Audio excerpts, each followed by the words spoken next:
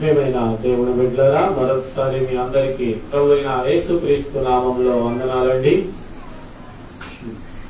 చూడండి, బైబిల్ గ్రంథము నుండి మత్తయి సువార్త 11వ అధ్యాయము 20 నుంచి 24వ వచనం దాకా 4 వచనాలను చదువుకుందాం. చూడండి, పిమ్మట ఏ ఏ పట్టణములో ఆయన విస్తారమైన అద్భుతములు చేసెనో ఆ పట్టణముల వారు మారు మనస్సు పొందకపోవటం వలన ఆయన వారిని ఇట్లా గద్దింప సాగెను. అయ్యో కొరాజీనా, అయ్యో బెతస్దా, మీ మధ్యను చేయబడిన అద్భుతములు తూరు సీదోను పట్టణములలో చేయబడిన ఎడల ఆ పట్టణం వారు పూర్వమే గోనె పట్ట కట్టుకుని బూడిద వేసుకుని మారు మనస్సు పొంది నుందురు.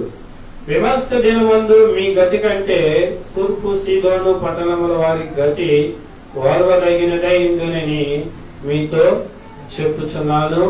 కపెర్నహూమా, ఆకాశం మట్టుకు హెచ్చింపబడినవా, నీవు పాతాళం వరకు దిగిపోదువు. నీలో చేయబడిన అద్భుతములు సొదొమలో చేయబడిన ఎడల అది నేటి వరకు నిలిచి ఉండును. విమర్శ దినమందు నీ గతి కంటే సొదొమ దేశం వారి గతి ఓర్వదగినదై ఉందని మీతో చెప్పుచున్నాను నేను. చూడండి, ప్రియమైన దేవుని బిడ్డలారా, చదివిన వాక్య భాగాన్ని మనం చూసినట్లయితే యేసుక్రీస్తు ప్రభువారు ఆయన ఈ లోకంలో ఉన్నప్పుడు ప్రతి గ్రామాన్ని, ప్రతి పట్టణాన్ని ఆయన దర్శిస్తూ అనేకమైన చోట్ల ఆయన అనేకమైన అద్భుత కార్యాలు చేశాడు కదండి. ఒక రకమైన కాదు, చాలా చాలా గొప్ప గొప్ప కార్యాలు యేసుక్రీస్తు వారు జరిగించాడు. అయితే ఆ చేసిన ఆ అద్భుత కార్యాలన్నిటినీ జ్ఞాపకం చేసుకుంటూ ఆయన జరిగించిన ఆ అద్భుత కార్యాలు జరిగించిన ప్రాంతంలో ఉన్న ప్రజలు ఎలా ఉన్నారంటండి. చూడండి, 20వ వచనంలో చూస్తే, పిమ్మట ఏ ఏ పట్టణములు అయినా విస్తారమైన అద్భుతములు చేసినో ఆ పట్టణం వారు మారు మనస్సు పొందకపోవటం వలన ఆయన వారిని ఇట్లా గద్దింపసాగెను. ఏంటంటే ఆయన అద్భుతములు చేసిన ఆ పట్టణములలో, ఆ గ్రామములలో మనుషులు ఎలాగున్నారు? మారు మనసు లేదు, మార్పు లేదు. ఎందుకని? ప్రియమైన దేవుని బిడ్డలారా, నిజముగా చాలా మంది యేసు ప్రభు రోగాలని స్వస్థపరుస్తాడండి, లేకుంటే అప్పుల బాధల నుంచి విడిపిస్తాడు. ఎంతటి రోగమైనా ఎంతటి బాధ అయినా తీర్చగలిగిన దేవుడు, గొప్ప దేవుడు యేసు ప్రభువారని అందరికీ తెలుసు కదా. అనేక మంది గొప్ప గొప్ప సేవకులు సభలు పెట్టి, స్వస్థత కూటాలు పెట్టి అనేకమైన రోగాలు, ఒక రోగం అని కాదు, ఎంత పెద్ద రోగమైనా, చావు బతుకుల్లో ఉన్నవాడైనా సరే యేసు నామములో ప్రార్థన చేయించుకుంటే బ్రతికి ఉన్నారు చాలా మంది సజీవముగా. అలాగా సజీవముగా బ్రతికి ఉన్నవారు కూడా ఎలాగున్నారయ్యా అంటే ఏంటండి, మార్పు లేని జీవితము, మార్పు లేని ప్రవర్తన. యేసుక్రీస్తు వారు అదే జ్ఞాపకం చేస్తున్నాడండి. చూడండి, ప్రియమైన దేవుడి బిడ్డారా, దేవుడు చాలా గొప్పవాడు. అన్యాయం చేయకుండా అన్నిటికీ న్యాయం చేసే దేవుడే యేసు ప్రభువారని తెలుసు. ఆయన కాడికి వెళ్తే బాగుపడతామని తెలుసు. కానీ ఆయన మాటల ప్రకారము, ఆయన ఆజ్ఞల ప్రకారము, ఆయన చిత్త ప్రకారము చేయాలని మాత్రము ఉండటం లేదు. ఆలోచించండి ప్రియమైన దేవుడి బిడ్డలారా, ఏమండి, మనము మేలు పొందిన వాళ్ళ మాట వినకుండా వేరే వారి మాట విన్నామనుకో ఏమంటారు అండి? మనకు అప్పిచ్చారు కదా, మనం బాధల్లో ఉన్నప్పుడు, మనకు తినటానికి లేనప్పుడు మనల్ని చూసి జాలిపడి ఏమో పాపం ఎప్పుడో ఒకప్పుడు ఇస్తాడులేని దయదలిచి ఎంతో కొంత ఇచ్చి మనం ఉన్నతమైన స్థితిలో ఉన్నప్పుడు ఎవరు నువ్వు అంటే ఎలాగుంటది ఏమండి? ఆలోచించిన ఎలాగుంటది? ఏమంటారు? వీడు కృతజ్ఞత లేనివాడురా. అవునా? మేలు పొందిన తర్వాత ఉన్నత స్థాయి రాగానే మనుషులని మర్చిపోయాడు. ప్రియమైన దేవుని బిడ్డలారా, ఆలోచించండి. మనిషి రీతిగా ఉన్న వాళ్ళే మనం అలాగంటే ఈ లోకంలో ఏ మనిషి చేయలేని కార్యాలు, ఈ లోకంలో ఏ హాస్పిటల్ కావచ్చు, ఏ వైద్యము కావచ్చు, ఏది నిన్ను కాపాడలేదు, ఏ డాక్టర్ నిన్ను కాపాడలేదు. కానీ యేసుక్రీస్తు కాపాడి నీకు మంచి రోజులనిచ్చి, మంచి జీవితాన్నిచ్చి, ఏమండి, మంచి భార్యను, మంచి భర్తను, మంచి కుటుంబాన్ని, మంచి సహవాసాన్ని ఇచ్చి ఆయన నిన్ను ఆత్మీయతలో ముందుకు సాగమని, కొనసాగమని చేస్తే ప్రియమైన దేవుని బిడ్డలారా, నీవు ఎలాగుంటున్నావు? ఏమండి, ఎలాగుంటున్నావు? మార్పు లేని దానిగా, మార్పు లేని వాడిగా, హృదయాన్ని మార్చుకోవడానికి ఇష్టపడటం లేదండి ఎవరు. ప్రియ సహోదరి సహోదరుడా, క్రీస్తు మాటలు విని నీ పాపాన్ని నువ్వు విడిచిపెట్టకపోతే, నీ దోషాన్ని నువ్వు విడిచిపెట్టకపోతే, అందుకే యేసుక్రీస్తు గద్దిస్తూ సాగాడండి. ఏమండి, చూడండి, ప్రాంతం వారిని గద్దింపసాగాడంట. వారి ప్రవర్తన చూసి, వారి మాటలు చూసి, వారి చూపులు చూసి, ఎందుకని ఈ మధ్యలో నేను అనేకమైన కార్యాలు చేశానే, వారి కుటుంబంలో అనేకమైన అద్భుత కార్యాలు చేశానే, ఒకప్పుడు ఏమీ లేదు, ఏమీ లేదు తనకి అనుకున్నప్పుడు అలాంటి పరిస్థితులలో నేను మంచి మేలు చేశాను, వారి నీకు కావాల్సిన ఇచ్చాను, కానీ వీరి హృదయం ఇంకా మారలేదు, ఇంకా మార్చుకోలేదు. ఏమండి, పైకి చూడటానికైతే ఎంత నక్క వినయముగా ఉంటామో కదా. ప్రియ సహోదరి సహోదరుడు, ఆలోచించు. నువ్వు పైకి మనుషులు మెప్పు పొందొచ్చు, మంచిదానిగా, మంచివాడిగా, ఏమండి, భక్తిపరుడుగా, భక్తిపరురాలుగా మనుషులను మభ్య పెట్టొచ్చేమో, కానీ అంతరంగం ఎరిగిన దేవుని నువ్వు ఎంత మాత్రమును మభ్య పెట్టలేవు. మనుషులకు కాన్ రాకుండా చేయొచ్చేమో, కానీ దేవునికి కాన్ రాకుండా నువ్వు ఏమీ చేయలేవు. నువ్వు ఏమి చేస్తున్నావో, ఏమి ఆలోచిస్తున్నావో అన్ని దేవుడు ఎరిగిన వాడండి. మన ఆలోచన పుట్టక మునిపే ఆయన ఎరిగి ఉన్న దేవుడు. ఆయన దగ్గర నువ్వు దాచిపెట్టగలవా? ప్రియ సహోదరి సహోదరుడా, నీవు ఏ స్థితిలో, నీ ఆత్మీయ స్థితి ఏ విధంగా ఉన్నదో ఈ మధ్యాహ్న కాల సమయం ముందు నీవు జ్ఞాపకం చేసుకో. దేవుడు చూస్తున్నాడు. చూడండి, ఏమండి, ఆ పట్టణంలో వాళ్ళు మారిన విషయాలను బట్టి కొంతమందిని జ్ఞాపకం చేశాడు. ఆ 21వ వచనం చూస్తే, అయ్యో కొరాజీనా, అయ్యో బెతస్దా, మీ మధ్య చేయబడిన అద్భుతములు తూరు సీదోను పట్టణములో చేయబడిన ఎడల ఆ పట్టణ వారు పూర్వమే గోనె పట్ట కట్టుకొని మారు మనసు పొందేవారంట. ఏమండి, ఆయన 2 పేర్లను ప్రత్యేకించి చెబుతున్నాడు. ప్రియమైన దేవుడు బిడ్డలారా, కొరాజీనా, బెతస్దా, దేవుడు నీ పేరుగా పెట్టి పిలిచి, ఏమండి, నీ కుటుంబంలో చేసిన మేలును బట్టి, నీ జీవితంలో చేసిన మేలును బట్టి నీ పేరు మెన్షన్ చేసి దేవుడు అడిగితే నీ హృదయాన్ని మార్చుకున్నావా? నీకు కలిగిన మేలును బట్టి ఆయనకు తగిన జీవితాన్ని నీవు జీవిస్తున్నావని సహోదరి సహోదరుడా, దేవుడు నిన్ను ఉదయకాల సమయం ముందు అడుగుచున్నాడు. ఆయనకి ఏ సమాధానం చెప్పగలవు? గుండెల మీద చేసుకొని చెప్పగలవా? అయ్యా, నేను పరిశుద్ధముగా జీవిస్తున్నాను, పరిశుద్ధముగా మాట్లాడుతున్నాను, పరిశుద్ధముగా ఆలోచిస్తున్నాను, ఏమండి, చేయగలవా? ప్రియమైన దేవుడు బిడ్డారంటే చాలా మంది ఎలాగా బుద్ధిహీనులుగా, బుద్ధిహీనతలో బతుకుతున్నారు. ప్రియ సహోదరి సహోదరుడా, ఏదో నిన్ను బాధ పెట్టాలని కాదు దేవుడు ఆయన మాటలను అందచేసేది. ఏకనైనా నువ్వు మారుతావని, ఏకనైనా నువ్వు మార్చుకుంటావని. ఏమండి, ఇకనైనా నీవు మార్చుకొని ఆయనకు సంతోషకరమైన జీవితాన్ని నీవు జీవించాలనేది ఆయన ప్రేమ.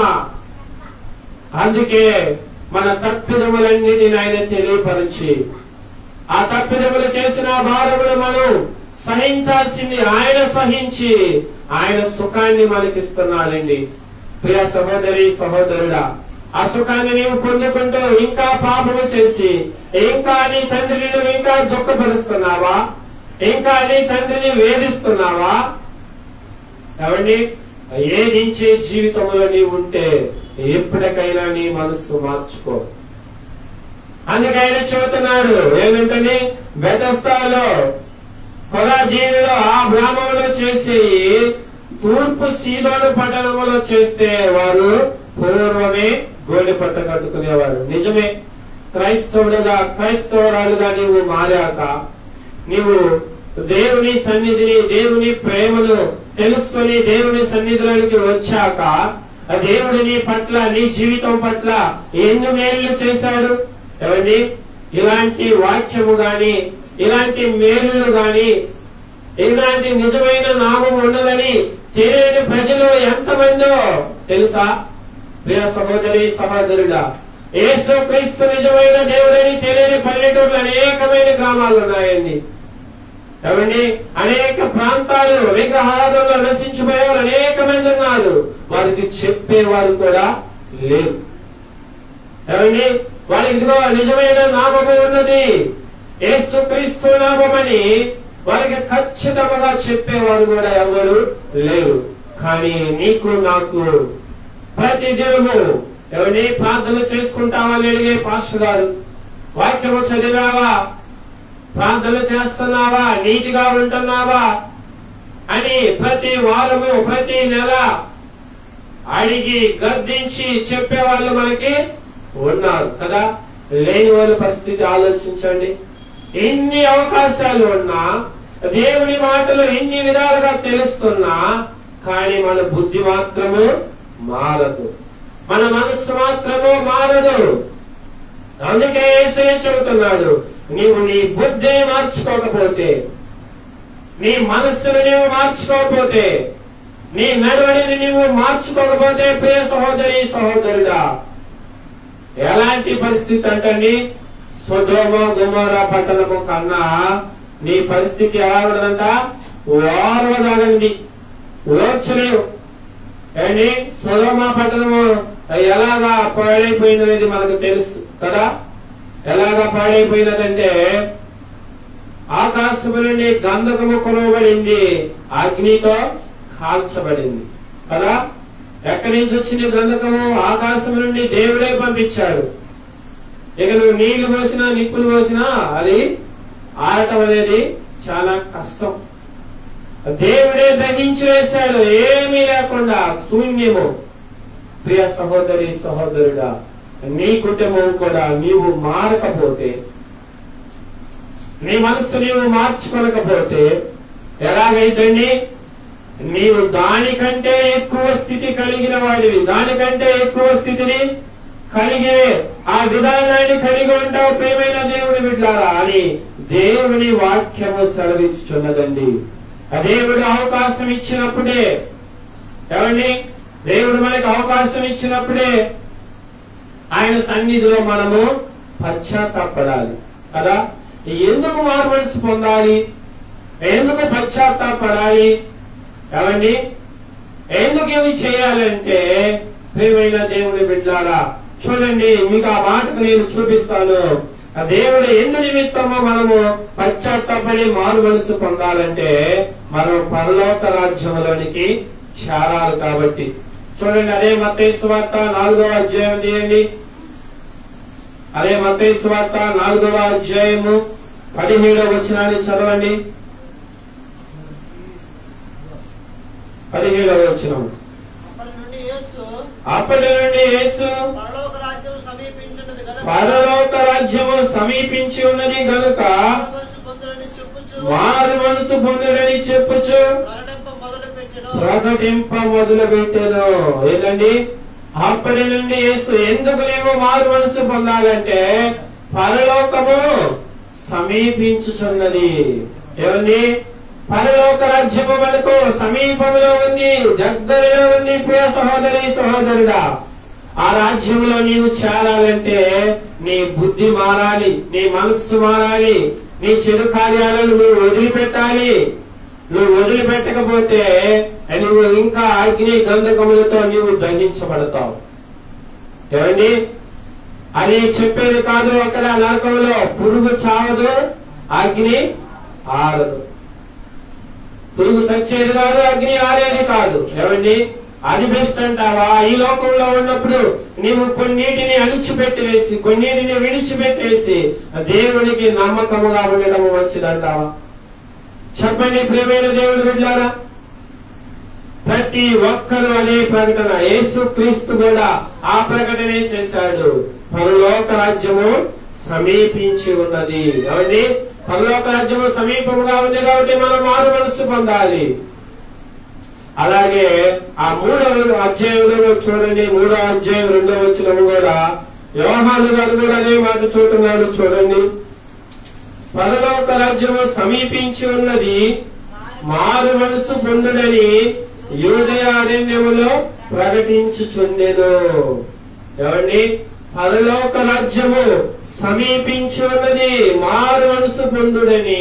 మారు మనసు, నీ మనస్సు మారనిది, నీ బ్రతుకు మారనిది పరలోక రాజ్యంలో కాలు పెట్టడము అసంభవం.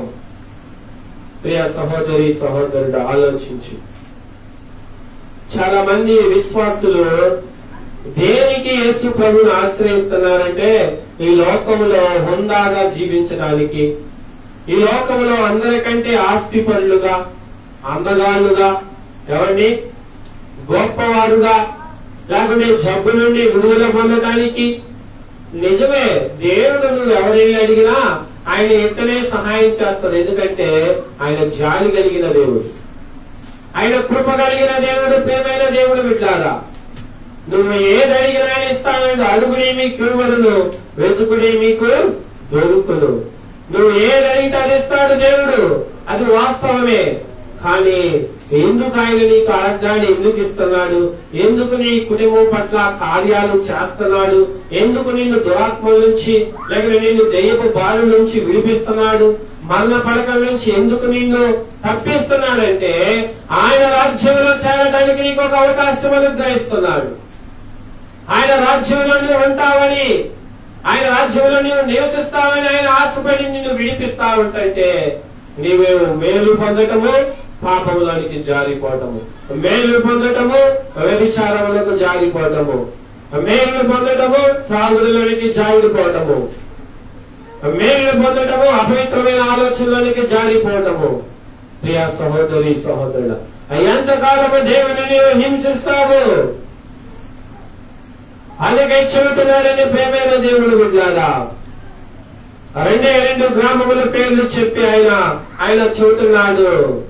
ఏరండి, మీ మధ్యలో చేసే ఈ కార్యాలు, మీ మధ్యలో జరిగించిన ఈ కార్యాలు ఇంకొక పట్టణములో జరిగిస్తే ఎంతమంది మారు ఉండేవాళ్ళు, ఎంతమంది మేలు పొంది ఉండేవారు, ఎంతమంది మారు మనసు పొందేవారు. ప్రియ సహోదరి సహోదరుడా, వాళ్ళందరికంటే నీకే ఆయన రక్షణ అందించాలంటే కారణం ఏంటి? నీ మీద ఆయనకున్న ప్రేమ. వాళ్ళందరికంటే నీ ముందు నీ కుటుంబాన్ని రక్షించాలంటే కారణం ఏంటంటే నీ కుటుంబం పట్ల ప్రేమ. మొదటగా ఇంట్లో నీవు పెద్దవాడిగా పెద్దదానిగా ఉంటున్న ప్రియ సహోదరి సహోదరుడా, నీ హృదయాన్ని నీవు మార్చుకోవాలి. నీవు పాపపు ఊబి నుంచి నువ్వు విడుదల పొందాలి.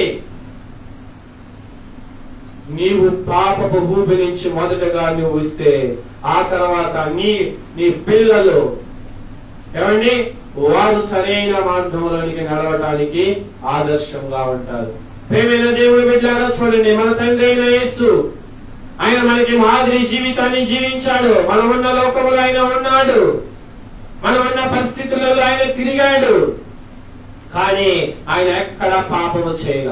మనలాంటి శరీరముతోనే ఈ లోకంలో ఆయన జీవించాడు. కానీ ఎప్పుడు పాపపు ఆలోచన చేయలా, పాపపు మాట మాట్లాడలా, అబద్ధము మాట్లాడలేదు. ఎక్కడ ఆయన మీద పరిసయ్యులు, శాస్త్రులు అనేక మంది ఆయన మీద తప్పు మోపాలని ఎంతగానో ప్రయత్నించారు, కానీ వారి వల్ల కాలేదు. ఏమండి, ఆయన మీద తప్పు మోపడానికి వారి వల్ల కాలేదు. అందుకని అబద్ధ సాక్షులను పెట్టారు. ప్రియమైన దేవుని బిడ్డలారా, ఆలోచించు. నీవు కూడా అలాంటి నీతిని కలిగి ఉండాలనేది ఆయన ఆశ. ఉంటుందా అండి? ఉంటుందా ప్రియమైన దేవుని బిడ్డలారా? చాలా మంది ఎలాంటి ఆలోచన కలిగి ఉంటున్నారంటే, అని మేము పాపం చేశాము, మేము ఒకప్పుడు త్రాగాము, ఒకప్పుడు నేను ఒక వ్యభిచారిని, ఒకప్పుడు నేను ఒక జోడదారిని, ఒకప్పుడు నేను ఒక వేషధారిని, ఒకప్పుడు నేను పనికిరాని పనులని చేసిన వాడిని, చేసిన దానిని నేను ఇప్పుడు పరిశుద్ధంగా ఉంటే ఎవరు నమ్ముతారండి? ప్రియ సహోదరి సహోదరుడా, మనుషుల కోసము కాదండి మన భక్తి. మన అంతరంగంలో వెలిగిన దేవుని కోసం మనం ఉండాలి. ఈ లోకంలో ఎవరు నమ్మినా, ఎవరు నమ్మకపోయినా, ఎవరు నేను మంచిగా మాట్లాడినా, ఎవరు నేను మంచిగా మాట్లాడకపోయినా యేసుక్రీస్తు చూస్తాడు. అది చాలు మనకి. ఏమండి, ఆయన మనల్ని మంచివాడిగా మెచ్చుకుంటే అది చాలు. ఆయన మనల్ని మంచిగా ఎన్నుకుంటే అది చాలు. ప్రియమైన దేవుని బిడ్డలారా, నువ్వు ఎప్పుడైతే నీతిగా నిష్ఠగా జీవించాలనుకుంటావో అప్పుడు లోకంలో వాళ్ళందరూ నిన్ను ద్వేషిస్తా ఉంటారు కదండి. యేసుక్రీస్తు వారి మాట ముందుగానే తెలియజేశారండి. ఎందుకంటే ఆయన నువ్వు వెంబడిస్తే, ఆయన నీతిని, ఆయన రాజ్యాన్ని వెతికితే, ఆయన రాజ్యంలో నీవు కొనసాగించాలని నువ్వు ముందుకు వెళ్ళినప్పుడు ఈ లోకంలో ఉన్న వారందరూ నిన్ను ద్వేషిస్తారు. ఈ లోకంలో ఉన్న వారందరూ నిన్ను ప్రేమించరు. అందరూ చీటి మోటి మాటలతో నిన్ను హింసిస్తా ఉంటారు. అయినా నువ్వు సంతోషపడి ఆనందించు. నేను అలా ఆనందపడు, సంతోషపడు, ఆనందపడు. యేసయ్యను సంతోష పెట్టే విధంగా మనము ఉండాలి కదా.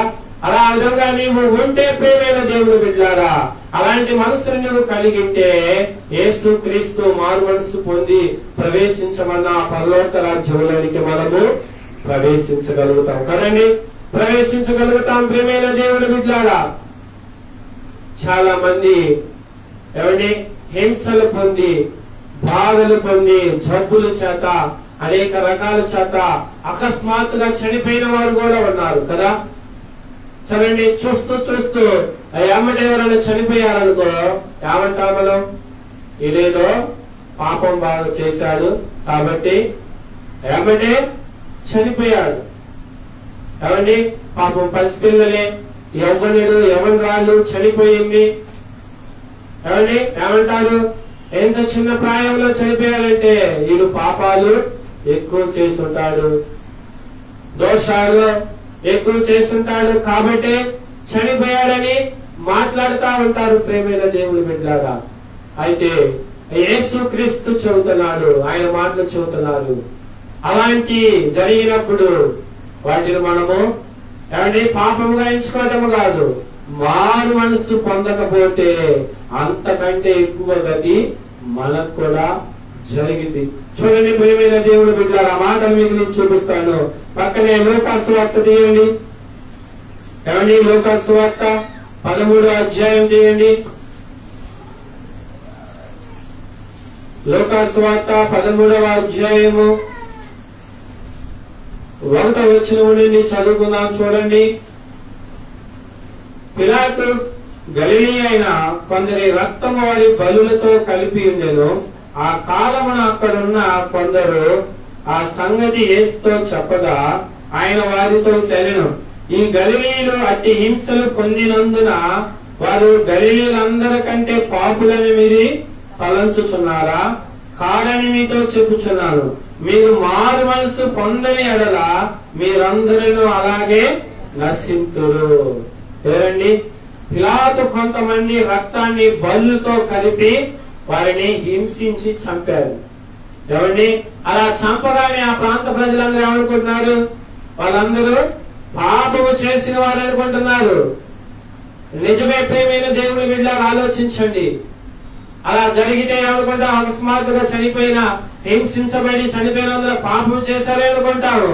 కానీ మారు మనసు లేకపోతే, మార్పు లేకపోతే మనము కూడా అలాంటి కార్యానికి తగిన వారు. మీరు కూడా అలాంటి వారని దేవుడు సెలవిచ్చుచున్నాడు. అలాంటి మరణముల నుండి, అలాంటి పాపముల నుండి మనం విడిపించబడాలి అంటే మనం చేయవలసిన పని ఏమిటండి? మారు మనస్సును నీవు మార్చుకోవాలి. ఆ పాత మనసును తీసివేసి నువ్వు కొత్త మనసుతో, కొత్త హృదయముతో దేవుని సన్నిధిలో నీవు నివసించాలి. ప్రేమైన దేవుని బిడ్డలారా, ఆలోచించండి.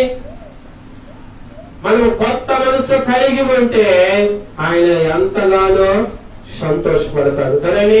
ఆయన ఎంతగానో ఆనందపడతాడు. ఎందుకంటే ఆయన మన మధ్యలో ఉండి, ఆయన మన మధ్యలో మన కోసము అనేకమైన గొప్ప కార్యాలు చేశాడు. ఏమండి? గొప్ప గొప్ప కార్యాలు చేశాడు. ప్రియమైన దేవుని బిడ్డలారా, ఆయన గొప్ప కార్యాలకు తగినట్లుగా మనము జీవించాలి. మార్పు కలిగి మనము జీవించి మనం ముందుకు వెళ్లేవారిగా మనము ఉండాలి. ప్రియమైన దేవుని బిడ్డ, అలాగా మనం ఉండలేకపోతే ఆయన ఎంతగానో బాధపడతాడు, ఆయన ఎంతగానో ఏడుస్తా ఉంటాడు. ప్రియమైన దేవుని బిడ్డలారా, చూడండి, మన పాత భాగ్యంలోనికి మనం వస్తే ఏమండి, చూడండి, మత్తయి సువార్త 11వ అధ్యాయము 23వ వచనములో చూడండి, మాటలు చూపిస్తాను. కపెర్నహూమమా, ఆకాశమునకు హెచ్చింపబడదవా, నీవు పాతాళలోకమునకు దిగిపోదువు. నీలో చేయబడిన అద్భుతములు సొదొమలో చేయబడిన అన్నది నేటి వరకు నిలిచి ఉండును. చూడండి, కపెర్నహూమును కూడా ఆయన గొప్పగా ఉద్దేశించదు. ఆకాశం మటుకు హెచ్చింపబడింది. ఎక్కడికంటే పాతాళలోకానికి వెళ్ళిపోతాం. ఎందుకని ప్రియమైన దేవుని బిడ్డలారంటే, కపెర్నహూములో ఏమండి, యేసు ప్రభు ఆయన గొప్ప గొప్ప కార్యాలు చేశాడు. ఆయన అక్కడ నివసించాడు.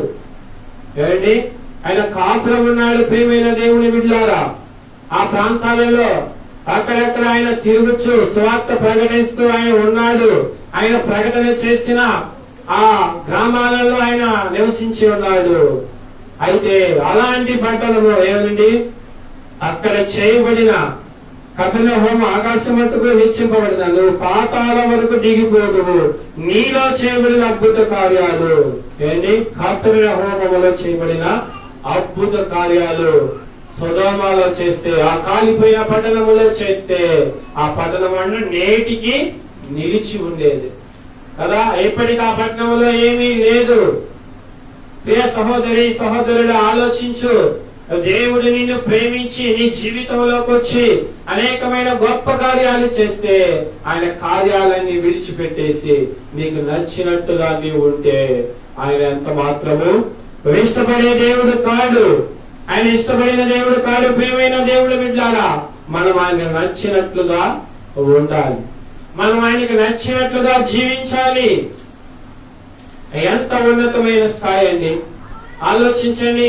ఆయన మన మధ్యలో నివసించి ఆయన గొప్ప కార్యములు చేయటం అంటే ఎంత గొప్ప కార్యాలు, ఎంత ధన్యత.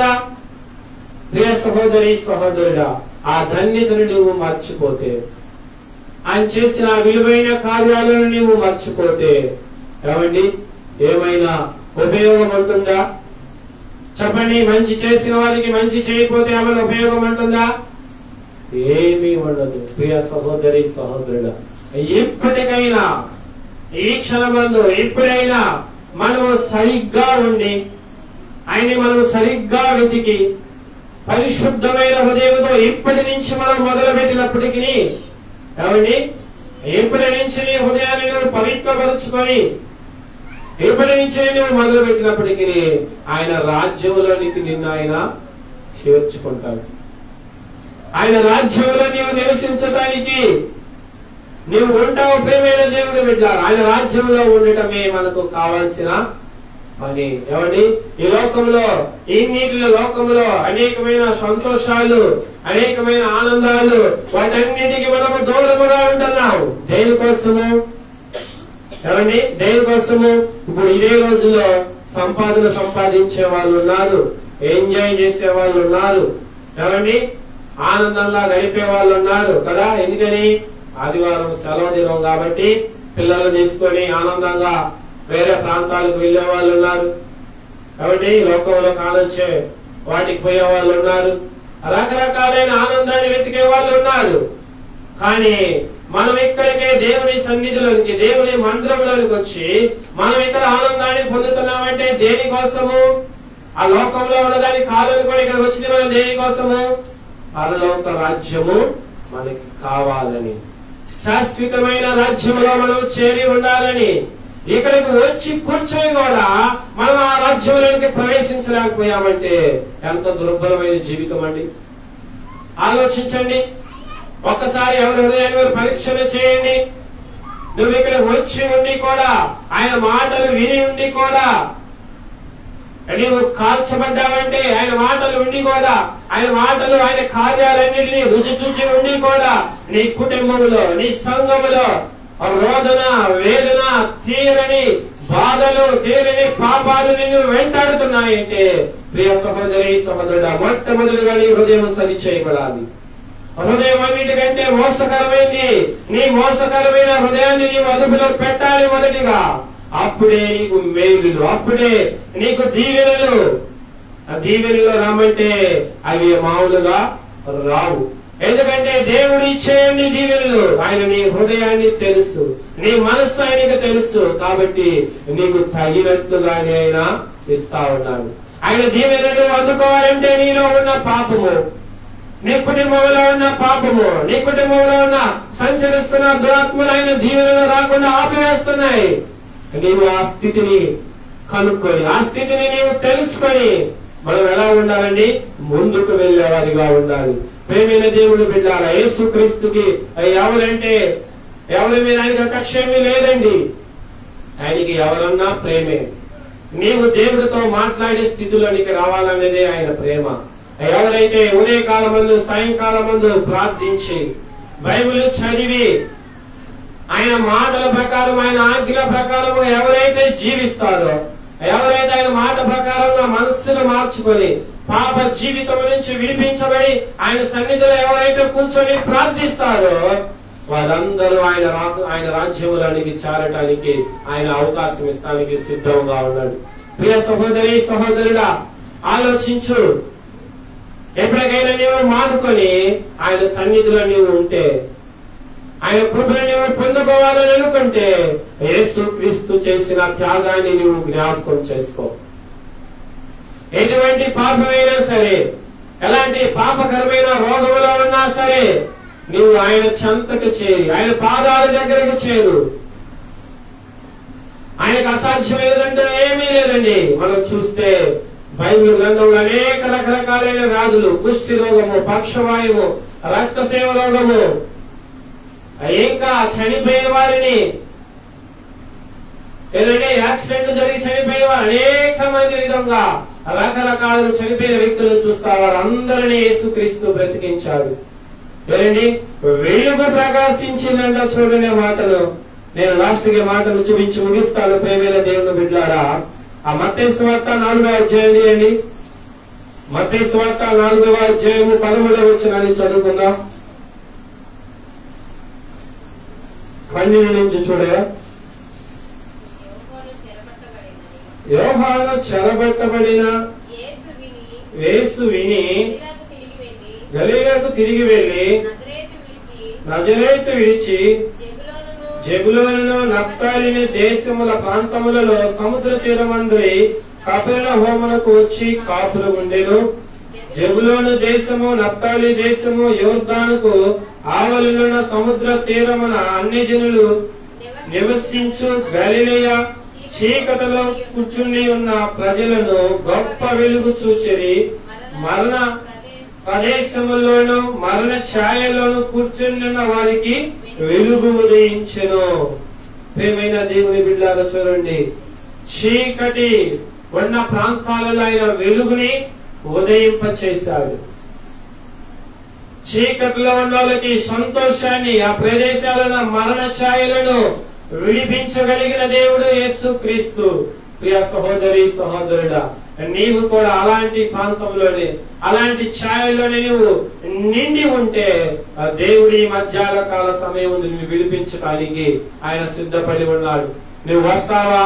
ఆయన సన్నిధిలో నీవు ఆయన పాదాల దగ్గరకు నువ్వు వచ్చి ప్రార్థన చేస్తే, నువ్వు మొరపెడితే, నీ సమస్యను బట్టి, నీ కుటుంబ సమస్యను బట్టి, ఏ విధమైన సమస్యను బట్టి నీవు ఆయన రాజ్యంలో చేరలేకపోతున్నావో, ఏ పాపమును బట్టి నీవు దిగజారిపోతున్నావో, ఏ ఆలోచన బట్టి నీవు చెడిపోతున్నావో, ప్రేమైన దేవుని బిడ్డ, ఆ మాటను, ఆ పాపమును నీవు ఈ దేవుని సన్నిధిలో కూర్చొని ప్రార్థన చేస్తే దేవుడిని మొరాలకించి నీ జీవితంలో, నీ కుటుంబంలో, నీ సహవాసంలో కూడా వెలుగును నింపాలనేది ఆయన కోరిక. ఆయన వెలుగుతో ప్రతి ఒక్కరిని ఆ మరణఛాయమైన పరిస్థితుల నుంచి విడిపించాలనేది ఆయన ఆశ. నువ్వు వస్తే చాలు, ఆయన విడిపించడానికి సిద్ధముగా ఉన్నాడు. ప్రేమైన దేవుని బిడ్డలారా, వాక్యమును నమ్మినట్లయితే మోకరించి ప్రార్థన చేద్దామండి. మోకాలేసి ప్రార్థన చేయండి. అందరూ ప్రార్థన చేద్దాం.